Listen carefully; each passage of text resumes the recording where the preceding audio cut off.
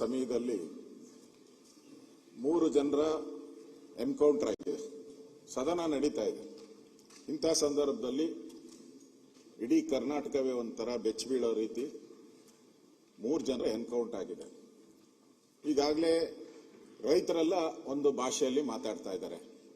ಅಲ್ಲಿ ಸತ್ತಿರ್ತಕ್ಕಂಥ ಕುಟುಂಬದವರು ಅವರು ಅಲ್ಲಿಗ ಕ್ವೆಶ್ಚನ್ ಅವ್ರು ಮುಗಿಸನ್ರಿ. ಅಲ್ಲ, ಅದು ಮುಗಿಸಕ್ ಮುಂಚೆ ಕ್ವಶನ್ ಅವರ್ ಈ 3 ಜನ ಸಾವಿಗೆ ಯಾರು? ಹಂಗಾರೆ ಸರ್ಕಾರನೇ ನೇರ ಕಾರಣ? ಹಂಗಾರೆ ಇದಕ್ಕೆ ಸರ್ಕಾರನೇ ಕಾರಣ ಹೇಳ್ಬೇಕಲ್ಲ. 3 ಜನ ಸತ್ತಿದ್ದಕ್ಕೆ ಏನು ಇಲ್ಲ. ತಮಿಳುನಾಡು ಸಿಎಂ ಮಾತಾಡ್ತಾರೆ ಇದ್ರ ಬಗ್ಗೆ ಅಂತ ಹೇಳಿದ್ರೆ ಇದನ್ನ ನೀವು ರಾಜ್ಯದ ವಿಚಾರ ಅಲ್ಲ, ಹೊರ ರಾಜ್ಯಗಳ ವಿಚಾರ. ಅಧ್ಯಕ್ಷೆ ನೋಟಿಸ್ ಕೊಡೋಣ.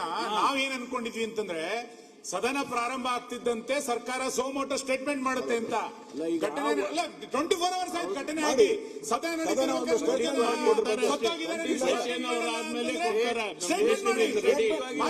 ಸಚಿವರು ಬಂದು ಸ್ಟೇಟ್ಮೆಂಟ್ ಮಾಡಿ, ಮುಖ್ಯಮಂತ್ರಿಗಳು ಸ್ಟೇಟ್ಮೆಂಟ್ ಮಾಡಿ ಯಾವ ಕಾರಣಕ್ಕೆ ಎನ್ಕೌಂಟರ್ ಆಯ್ತು ಅಂತ ಹೇಳಿ ಸದನ ಗೊತ್ತಾಗ್ಬೇಕಲ್ಲ.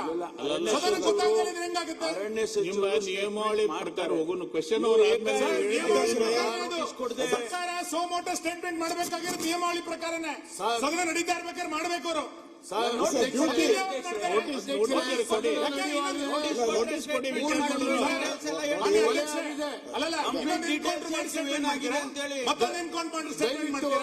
ನಿಯಮಾವಳಿಗಳನ್ನ ಸರ್ಕಾರಕ್ಕೆ ರೈತರ ಬದುಕಿನ ಬಗ್ಗೆ ಏನಾದ್ರು ಕಾಳಜಿ ಇದ್ದಿದ್ರೆ ನೀವು ಮೊದಲು ಸ್ಟೇಟ್ಮೆಂಟ್ ಮಾಡಿದ್ರೆ ಇರಕ್ಕಾಗಲ್ಲ ಸದನದಲ್ಲಿ.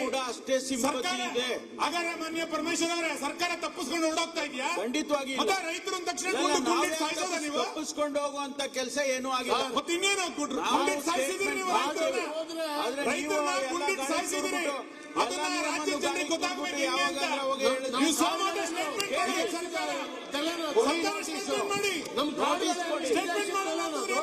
ಗುಂಡಿಟ್ಟು ಸಾಯಿಸ್ತೀರಿ ಅಂತ ಇದು ಯಾವ ಅಮಾನುಷ ಕೃತ್ಯ ಸರ್? ಇದು ದಯವಿಟ್ಟು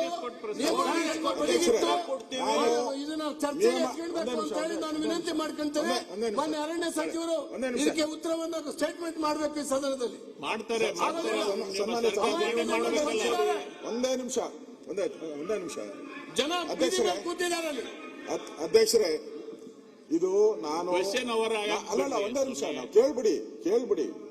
ಇದು ಸದನದ ನಿಯಮಾವಳಿ ಪ್ರಕಾರನೇ ಒಂದು ಸರ್ಕಾರಕ್ಕೆ ಏನಾನ ಗೌರವ ಇದ್ದಿದ್ರೆ ಎನ್ಕೌಂಟರ್ ಬಗ್ಗೆ ಸದನದಲ್ಲಿ ಒಂದು ಸ್ಟೇಟ್ಮೆಂಟ್ ಮಾಡ್ಬೇಕಾಯ್ತು ಸರ್ಕಾರ. ಎಲ್ ಮಾಡಿದ್ದಾರೆ? ಮಾಡ್ಬೇಕಾಗಿತ್ತು. ಆ ಗೌರವ ಇದ್ದಿದ್ರೆ ಮಾಡ್ಬೇಕಾಗಿತ್ತು. ಎನ್ಕೌಂಟರ್ ಆಗಿದೆ. ತಮಿಳುನಾಡಿನ ಮುಖ್ಯಮಂತ್ರಿ ಕಾಮೆಂಟ್ ಮಾಡಿದ್ದಾರೆ.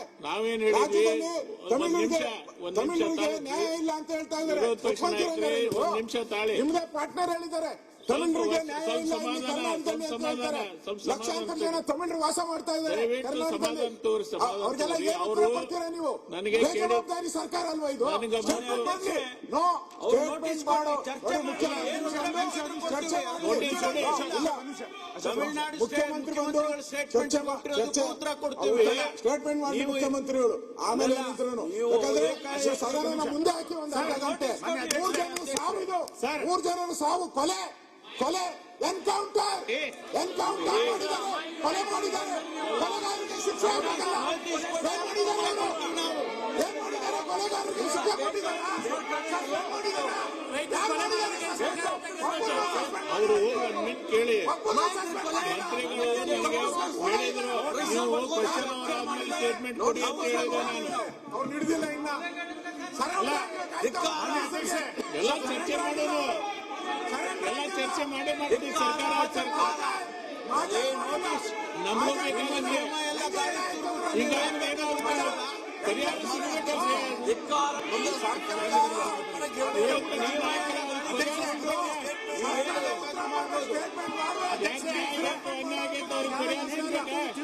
ಚರ್ಚೆ ಆದ್ರೂ ಸಿಗುತ್ತೆ. 3 ಜನರು ಕೊಲೆ ಮಾಡಿದೆ ಸರ್ಕಾರ.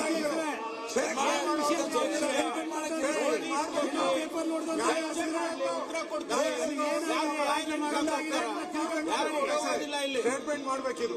ಯಾರು ಓಡೋಗೋದಿಲ್ಲ, ಉತ್ತರ ಕೊಡ್ತಾರೆ.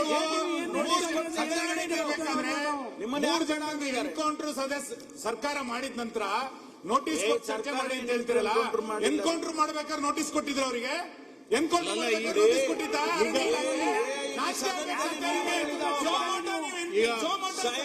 ಸ್ಟೇಟ್ಮೆಂಟ್ ಮಾಡಿ ನೀವು ಮೂರು ಪ್ಲೀಸ್ ಕುಂದ್ರಿ, ಬಂದಾರ ಅರಣ್ಯ ಸಚಿವರು ಬಂದಿದ್ದಾರೆ, ಕುಂದ್ರಿ. ಬೆಳಿಗ್ಗೆ ನನ್ಗೆ ಫೋನ್ ಮಾಡಿದ್ರು. ನಾನೇನ್ ಹೇಳಿದೆ, ಪ್ರತಿ ನಿಮ್ ಏನ್ ನೇಮ್ ಇರ್ತೈತಿ, ಪ್ರಶ್ನಾವಳಿ ಆದ್ಮೇಲೆ ಮಾಡ್ರಿ ಅಂತಂದೆ. ಇಲ್ಲಿಕ್ಕೆ ಅವ್ರು ಮೊದ್ಲು ಬಂದ ಮಾಡ್ತೀನಿ ಅಂತ ಹೇಳಿದ್ರು ಅವ್ರು ಬೆಳಿಗ್ಗೆ. ವಿಷಯ ಇದು ಈಗ ಮಾಡ್ತಾರಲ್ಲ, ಮಾಡಿ ಸ್ಟೇಟ್ಮೆಂಟ್ ಮಾಡಿ ಅಶೋಕ್. ನಮ್ಮ ರಾಜ್ಯದ ಅರಣ್ಯ ವಿದೇಶಿ ನೆಲ ಅಲ್ಲ, ಅದು ನಮ್ಮ ದೇಶದ ನೆಲ. ಆಯ್ತಾಯ್ತು, ಈಗೆಲ್ಲ ಅಮಾಯಕ 3 ಜನ ಕೊಲೆ ಮಾಡುವ ಪರಿಸ್ಥಿತಿ ಏನಾಗಿದೆ, ಯಾಕಾಗಿದೆ, ಎನ್ಕ್ವೈರಿ ಕೊಟ್ಟಾರ, ಕೂತಿದ್ದಾರೆ. ಎಲ್ಲ ಬರ್ತೇನೆ, ಚರ್ಚೆ ಮಾಡ್ರಿ. ಒಂದು ಏನಾರ ನ್ಯಾಯ ಸಿಗ್ಬೇಕಾದ್ರೆ ಚರ್ಚೆ ಆಗ್ಬೇಕು.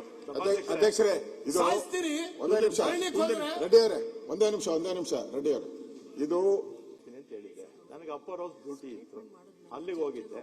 ಆದ್ರೆ ಈ ರೀತಿ ಮಾತಾಡಿದ್ರೆ ಹೇಗೆ? ನಾವು ರೆಡಿ ಇದ್ದೀವಿ, ಮತ್ತೆ ಯಾಕೆ ಮಾತಾಡ್ತೀವಿ? ಈಗ ನೀವು ಅವ್ರಿಗೆ ಹೇಳ್ಬೇಕಲ್ಲ.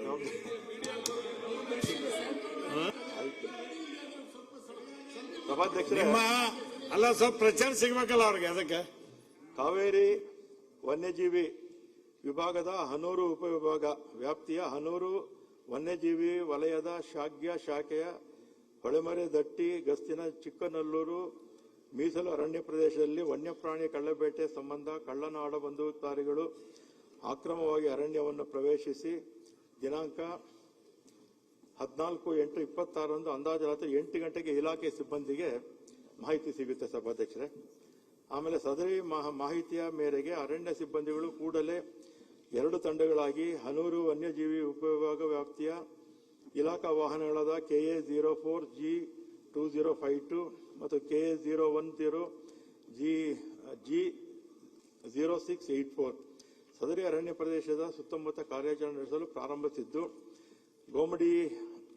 ಗೋಮಡಿಯನ ಹಳ್ಳಿ ಅರಣ್ಯ ಪ್ರದೇಶದಲ್ಲಿ ಕೆಲವು ಟಾರ್ಚ್ ಬೆಳಕಿನ ಸಹಾಯದಿಂದ ಏನನ್ನು ಹುಡುಕುತ್ತು ಕಂಡುಬರುತ್ತದೆ. ಆಮೇಲೆ ಆ ಮೇರೆಗೆ ಗೋಮಡಿ ಹಳ್ಳಿ ಅರಣ್ಯ ಪ್ರದೇಶ, ಹಳೆಯೂರು ನತ್ತ ಅರಣ್ಯ ಪ್ರದೇಶ, ಈ ಪ್ರದೇಶಗಳಲ್ಲಿ ಅಲ್ಲಿ ಎಲ್ಲ ಪರಿಶೀಲನೆ ಮಾಡ್ತಾರೆ ಸಭಾಧ್ಯಕ್ಷರೇ. ನಂತರ ಎಲ್ಲ ಸಿಬ್ಬಂದಿಗಳು ಕೊನೆಯದಾಗಿ ಸೀರನ ಮಡ ಅರಣ್ಯ ಪ್ರದೇಶದಲ್ಲಿ ಟಾರ್ಚ್ ಬೆಳಕು ಕಂಡು ಬಂದಿರುವುದರಿಂದ ಸದರಿ ಪ್ರದೇಶವು ಸ್ಪಷ್ಟವಾಗಿ ಕಾಣುವಂತಹ ಕರಡಿಕಲ್ಲು ಒಡ್ಡು ಎತ್ತರದ ಅರಣ್ಯ ಪ್ರದೇಶದಲ್ಲಿ ವೀಕ್ಷಿಸುವ ಸಲುವಾಗಿ ಬೆಳಗಿನ ಜಾವ ಅಂದಾಜು 5 ಗಂಟೆ ಸಿಬ್ಬಂದಿಗೆ ತೆರಳಿರುತ್ತಾರೆ ಸಭಾಧ್ಯಕ್ಷರೇ. ಇದು ನಮ್ಮ ಬಾರ್ಡರಿಂದ, ಹಳ್ಳಿಗಳ ಬಾರ್ಡರಿಂದ ಸುಮಾರು 8 ಕಿಲೋಮೀಟರ್, 5 ರಿಂದ 8 ಕಿಲೋಮೀಟರ್ ಆಗುತ್ತೆ. ಆಮೇಲೆ ಸದರಿ ಕರಡಿ ಕಲ್ಲು ಒಡ್ಡು ಅರಣ್ಯ ಪ್ರದೇಶದಲ್ಲಿ ಕಲ್ಲು